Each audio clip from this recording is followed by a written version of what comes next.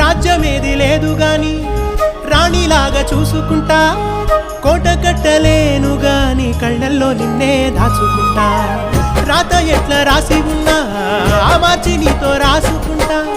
స్వర్గమంటూ ఉన్నదంటే అది నీతోనే ప్రతిరోజు పంచుకుంటా.